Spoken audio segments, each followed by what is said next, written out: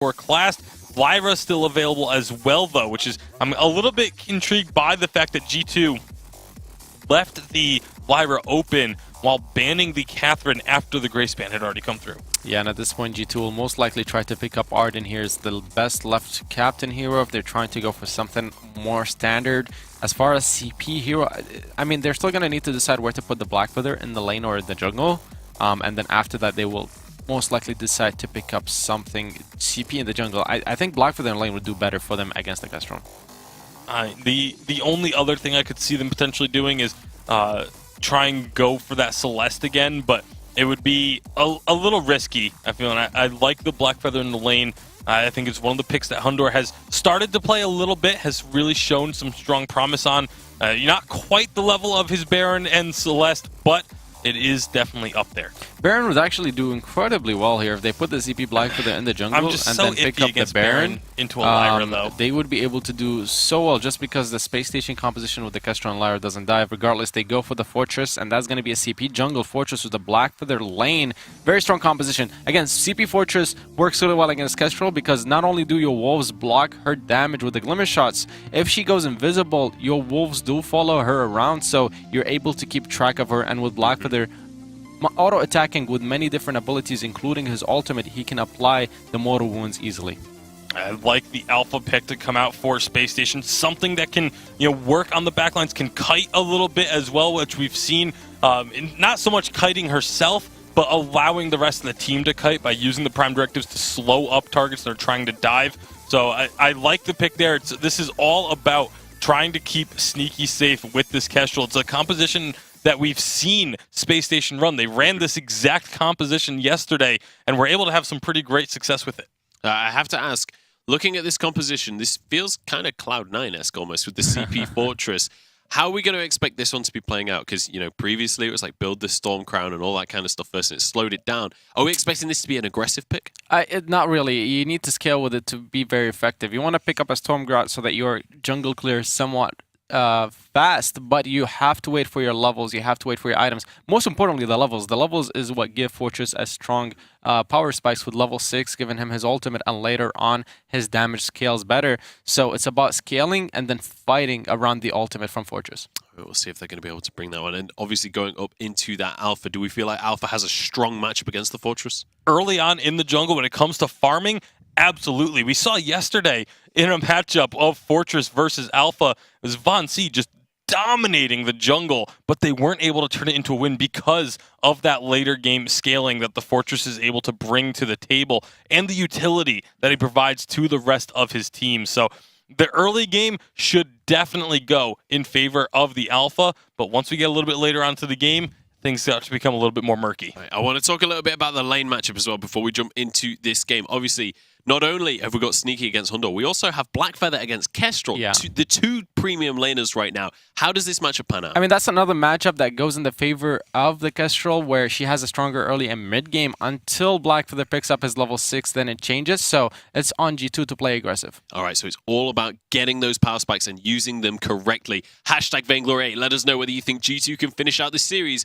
or if you think SpaceStation are going to come back into this one. It's time to pass it over to our casters and get into Game 2 of Semi-Final number 2. Thank you very much, Munch. I am Medic. I'm joined by Denominate, and G2 are looking to take this 2-0 and get through to the finals. Strong jungle picks from both teams here. You've got the Fortress and you've got the Alpha. And I think a lot of this game might be decided on who gets that early advantage in the jungle. It's going to be difficult. Dark Potato definitely can use this dragon blood that he has in his pocket to try to get a little bit of an advantage.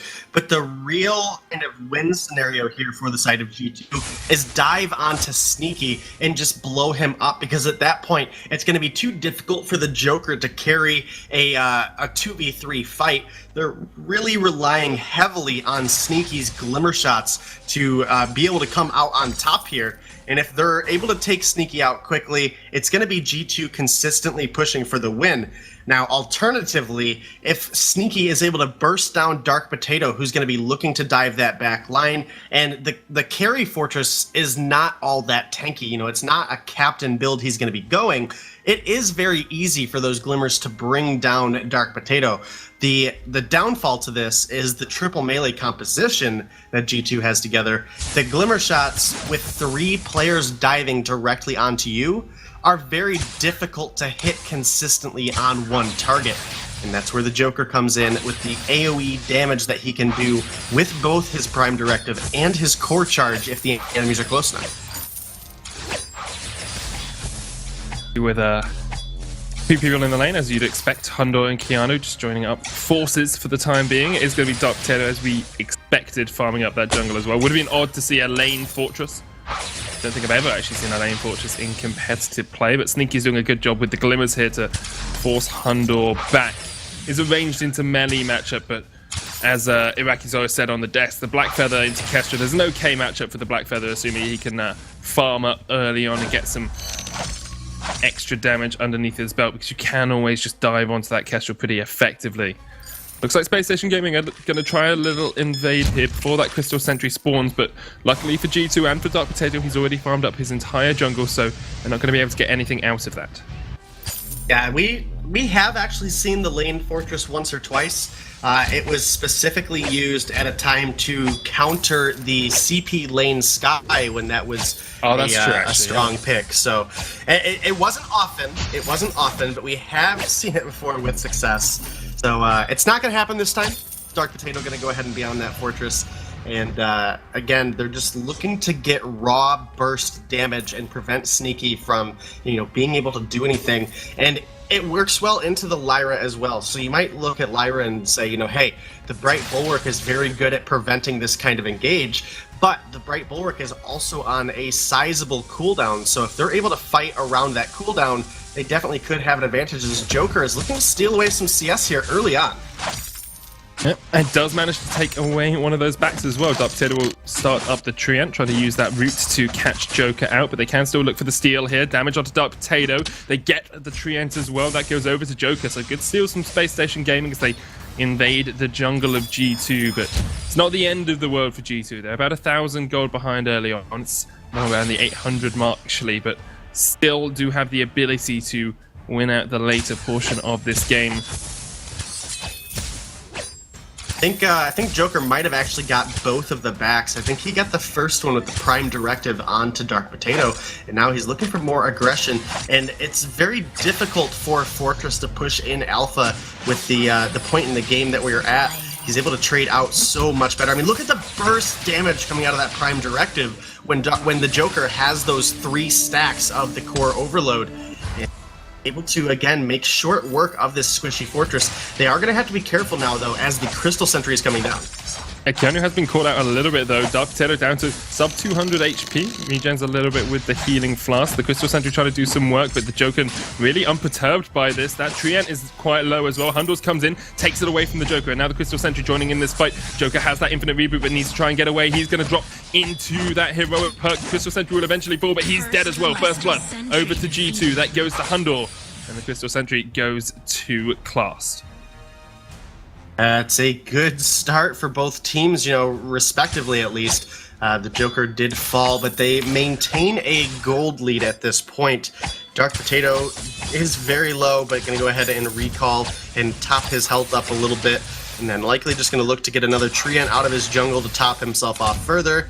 And it is Hundor recalling as well, 2,000 gold in his pocket. He goes back, he buys the Serpent's Mask, and it looks like he upgraded his armor as well. Again, trying to reduce the damage that Sneaky is going to be able to output is really the key here, because if he doesn't have any armor and he dives onto Sneaky, those glimmer shots will blow him up very, very quickly. So smart purchase by Hundor, looking for that sustain where he can, stay in that backline, as well as now level 6, he has the Rose Offensive. So if he feels he's getting baited into an active camo, he can Rose Offensive through and avoid that stun.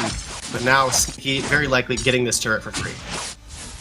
Turret does fall. Dark Potato and Keanu are trying to deal with the Joker in the backline, who has jumped back in with that Prime Directive, already level 7 as well. Stealing these camps doesn't only give you the gold, of course, gives you that extra experience, and it means that you're hitting these spikes in terms of levels just a slightly bit quicker. Dark Potato's going to pop the attack of the pack as that Crystal Sentry joins in the fight, but G2 very much on the back foot here. 2,000 gold down. They lose their second Crystal Sentry, only 6 minutes, and the turret's down as well. They didn't have a fountain for that fight, which is so instrumental. And such good play from SpaceStation Gaming to continually deny G2 any objectives in their own jungle. Yeah, they're doing a good job. This is a team that in the last couple weeks has had really good performances. And although G2 was able to close out game number 1, this game is looking very even as well moving forward. And Keanu Nakoa on this Arden, this is one of my favorite picks for him, actually. So I think G2 does have what it takes to, get past the fact that, obviously there's more pushing power on the side of SpaceStation Gaming. And, that's what we see is every time Sneaky's allowed to get onto a turret, they're able to take it down very quickly. And because of the invades coming out of the Joker, it's made it difficult for Dark Potato and Keanu Nakoa to roam up into the lane and get some of that support that the Black Feather needs. But as the game goes on, these things are going to start to shift. Dark Potato is getting ready to have his Aftershock online soon. It is a gold payout going to SpaceStation Gaming. But once Dark Potato gets the Aftershock online and starts to build into some defense, that's likely where we'll see G2 really start to ramp up their aggression and should be able to find the kills onto Sneaky. I love this from SpaceStation Gaming, though, because there's always this thought that you get ahead in the early game and then you kind of stagnate on your lead a little bit. You don't continually push the tempo, you don't continually push the pace, but that's not what they're doing. They're saying, we'll push forward, we'll get these gold mines, we'll get these Elder Treants as well, and they're continually forcing G2 to react and have to get these extra players, spend their money on trying to catch out SpaceStation Gaming in their own jungle, and they're not even getting that much money. G2 is so far behind. Look at Dark Potato. He's at 28 CS, and the Joker's at 50. That's such a monumental lead for SpaceStation Gaming at this point. It's almost 4,000 gold, and we're only 8 minutes in. That's incredible. They've cleared out the Crystal Sentries. No sentries left for G2. This is great stuff from SpaceStation Gaming. Yeah, it definitely is. This is a team that has the potential to shut down G2 here, but here's the gauntlet. Yeah, G2 feeling they have to make a play, they have to do something proactive. They're trying to get onto that backline, but Sneaky dodges away with the arcane passage into the midst of G2. He almost falls, but somehow he manages to get away. He eventually does go down, and now Hundor is going to get this damage down back on towards the Joker. He gets a kill, though, and the Joker goes into the infinite reboot, and now it's Dark Potato and Keanu, the underfed members of G2. They haven't had their jungle, they haven't had the gold, and the Joker can chase in with his Prime Directive, looking for Dark Potato. He'll be able to take him out, even though Dark Potato got the Treant, doesn't get the healing. SpaceStation Gaming take a 2-for-1 trade. They are looking good right now as they've been pushing their advantage while they have it. There's not a massive amount of armor acquired yet by G2, so Sneaky's able to have a huge influence in these fights. And now that the Joker has picked up a Dragon's Eye, he's going to start to scale up his damage pretty heavily as well. And when you pair that up with the sustain that Lyra is going to give additionally to Alpha, who's already sustaining, it does make the Joker a huge threat. We saw the amount of damage scaling up that he can do just with the 3 charges of that core overload and using the Prime Directive. And now, as these fights go through, he's going to have that kind of ramping up damage with the charges of the core overload, as well as each additional stack of the Dragon's Eye is going to provide him additional crystal power, 20 per stack up to 9. That's an additional 180 crystal power on top of the 85 that the item gives you as a base. And now they're starting up the gold mine, and G2, I don't know if they're even going to rotate down. I think they just want the turret. Looking for it at the moment, but what comes out, Keanu already almost dead. Prime Direct is going to be used as the attack the pack, but Keanu is dead. Hundor jumps onto Sneaky, they get a lot of damage down, but the active camo used. Hundor jumps back in with the Rose offensive, they eventually get the kill, but they trade it 2-for-1. No damage on that turret at all, and Dark Potato running for the wolves, running away from the wolves that are the SpaceStation Gaming squad. Joker with the chase core charge in. Still has that Prime Directive, doesn't quite connect. Another core charge onto Dark Potato, the Imperial Sigil healing him up. It's an ace for SpaceStation Gaming. It's delayed though, because Keanu is back up, so they don't get the ace buff, although they got all 3 kills. Yeah, definitely SpaceStation Gaming looking to even this one up 1-to-1 as the Joker takes some more jungle CS out of out of Dark Potato's jungle while he is down. They see Hundor rotating, though. They're just going to give up that 1 CS. But, I mean, the lead is substantial for the Joker right now. 72 to 33 of Dark Potato. And then looking at Sneaky, he has a lead 112 to 98 of Hundor. This is SpaceStation Gaming, not the team that we saw in game number 1. They've really stepped up their draft this time around, and they can compete when they get on a comfortable, even draft. And now they're starting up the gold mine again here, but I don't even know if Keanu Nakoa can attempt to make a steal here, as it would almost certainly be his death.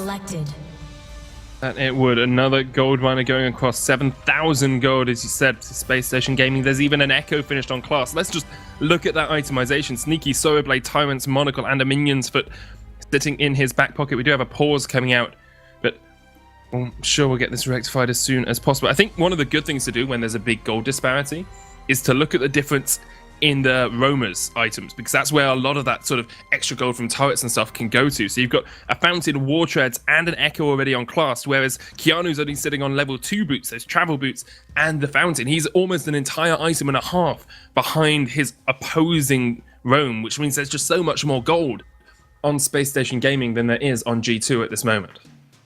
Yeah, absolutely. And I'm not 100% sure who has got the pause here. It might be Hundor. He was looking like he might be lagging a little bit. But, obviously we want to give you guys the most exciting matchup we can. Nobody wants to see somebody steamroll while somebody is unable to connect to the game. So, we'll get in here shortly. Players are responsible for their own connection. But, again, we want to give them the best chance we can. So with SpaceStation Gaming being as far ahead as they are right now, it is going to be very difficult, Medic, for them to actually, not win this game. I mean, as long as they keep the pressure up, as long as they continue to keep Dark Potato down in the depths where he is right now, I mean, we're almost 12 minutes into this game, and he has a single Tier 3 complete, whereas the Joker almost has enough gold to complete his third if he goes into the Atlas Pauldron to try to slow up Hundor's attack speed. Hundor does have a metal jacket of his own trying to reduce the damage from Sneaky, but, I mean, again, the Joker has been such a huge threat with the AoE damage that he provides. He has, and just so we can update everyone, there's a device issue. We're just getting a restart in before we can get back into the game, so it shouldn't be too long, hopefully. Well, obviously, as we said, we want the players to be on the best connection and playing to the best of their abilities, so any device issues need to be sorted out.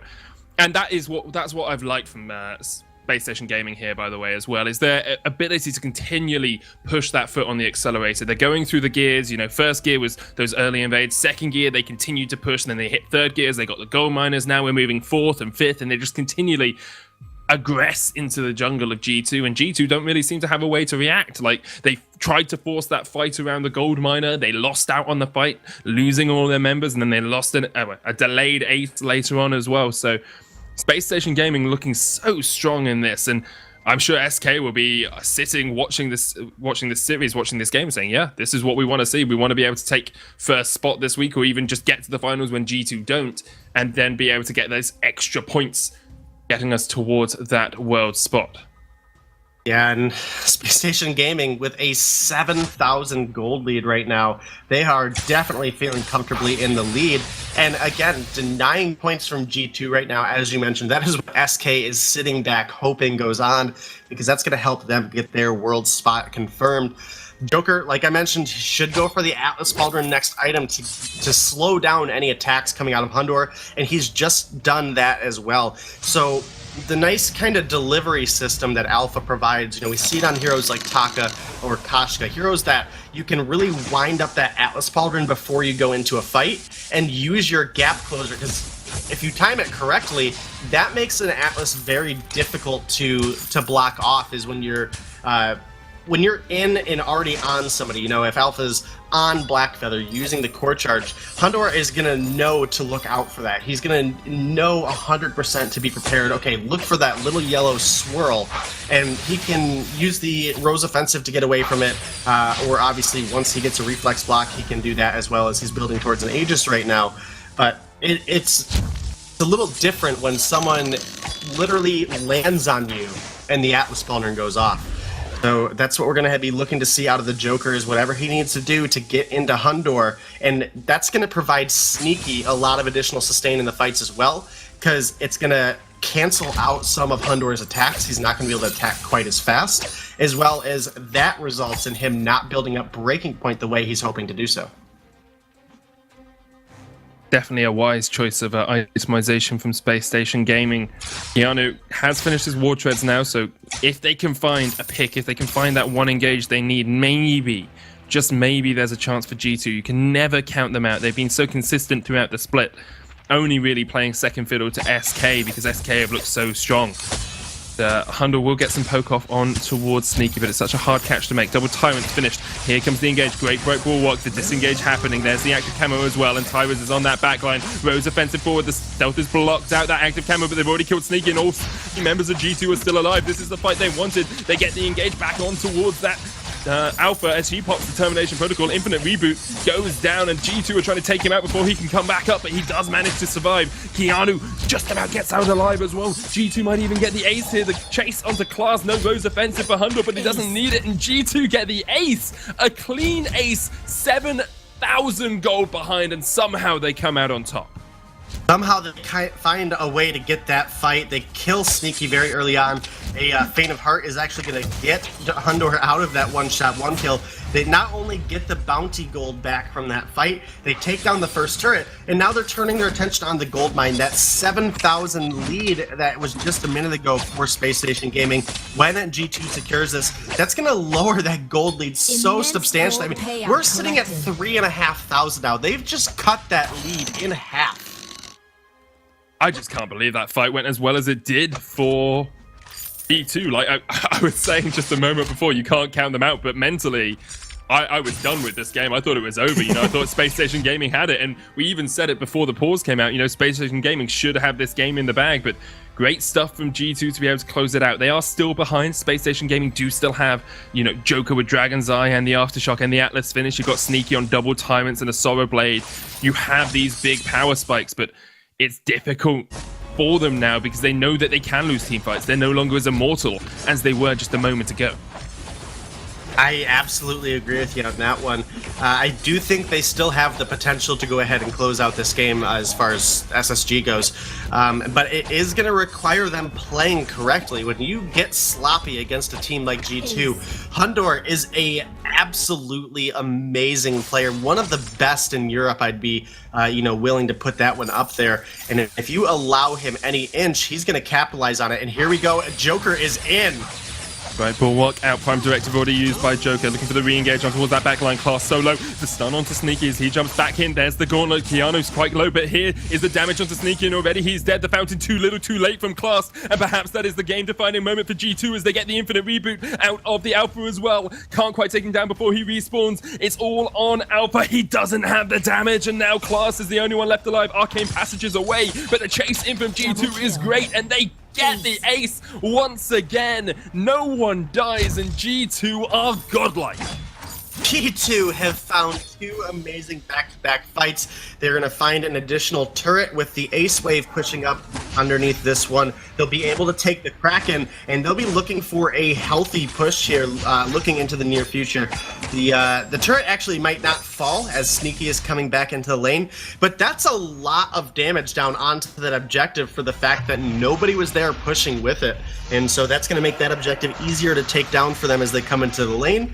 The one downfall of this push is that Hundor did not come up into the lane and take that turret himself. That's now going to be an additional damage percent that the turret is going to do to this Kraken. And Kalast actually did use his Bright Bulwark there, but should be up in a couple seconds. He has the Echo online, so we'll have to see what he decides to Echo, that Bright Bulwark or an Imperial Sigil. Look at that damage onto Joker, though. Even with the Imperial Sigil, he's down to half. That Kraken will take the turret in just one more hit. Jump in from Double Potato. The damage on towards that Alpha is absolutely devastating. Termination Protocol into the Prime Directive, jumps onto the backline. Dark Potato still alive, and the Joker goes into the Infinite Reboot. A great gauntlet will separate the team. He comes back up. The Joker trying to do what he can in the midst of this team, but he will be the first to fall. Arcane passage away by Class, but G2 are on the offensive. They are not giving an inch. They are not giving a mile. They are taking this game by the scruff of its neck, and G2 close out 2 kills. They'll take on this choke point turret as well. With the Kraken, they can continue to push in. 20 seconds on the Joker, 20 seconds on Class as well. It's all on Sneaky to do what he can against this Kraken, but I think G2 will at least get 1 crystal turret. I don't think they'll be able to take the game off this, but maybe they can because they're going all in on towards Sneaky. They get the ace. 7 seconds on the Joker, coming back up. G2 with such a turnaround. They've evened out the goal. They're going to take the 2nd crystal turret, and they're going to take the game of SpaceStation Gaming here. What an incredibly impressive performance by them, and SK will be shaking in their boots looking at this G2 lineup going into the finals right up after this series. Yeah, like I said, once the armor gets built by Hundo, Dark Potato, and Kianakoa, it's so difficult for Sneaky to focus onto a single target with those glimmer shots. G2 find 2 amazing fights and then finish it off with the 3rd, finding an ace and finding themselves in the final against SK. And this matchup really could be determining who